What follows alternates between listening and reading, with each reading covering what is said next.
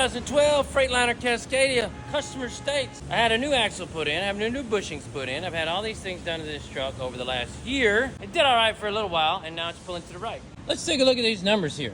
Now, yes, most shops only set the toe and let it go. Well, we're negative on the toe, but we have a 1 1/4 degree split caster from right to left. Why is it pulling to the right? Well, we're going to adjust the camber first because 5/8 is a little much, but not according to the axle manufacturer. So the difference between an alignment shop and a full alignment shop, that's kind of like the difference between eating grandma's biscuits and gravy and biscuits and gravy from the Waffle House. Totally different. Unless your grandma can't cook, then it's your grandpa. So we get our machine set up to where we can adjust the camber, and we can watch it move anyway. You say, Devin, how do you adjust camber on an axle that has no adjustment? Easy, with brute force and lots of hydraulic pressure. Now that we got everything hooked up to our pump right here, we're good to go. Now we want our axle to be pointed straight ahead as possible. We're gonna go ahead and push the button. Now you don't want to stand in front of this thing over here in front of the truck, because in case one of those pins breaks, it's all this stuff will just come flying out of here. Obviously we're still going, but we're gonna have to take this up to, I would say let's take it up to 1 degree positive. See what we can let off and see where we're at. Okay, 1 degree positive. Let's see if it'll hiss at us.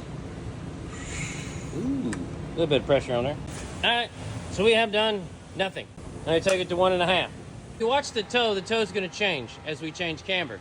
This is the reason why you cannot set toe without the wheels on the ground. The tires themselves touching the ground. It will change when the camber changes. It's not as drastic in cars as it is in trucks like these. Well, 1 3/8, go to 1 1/2.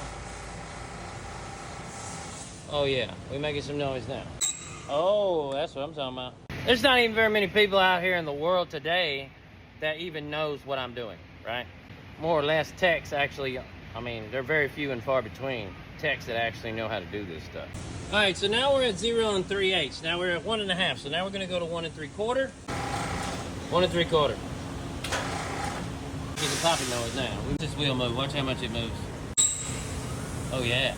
After we let off, quarter. Now that should never change, ever again. This is not something that just goes back. Now, I'll readjust the caster and I'll show you guys why this thing's still pulling to the right. All right, so now we have a 1 1/4 degree cross caster split here. Now, why is it pulling to the right, you ask? Well, it shouldn't be more than 1 degree, right?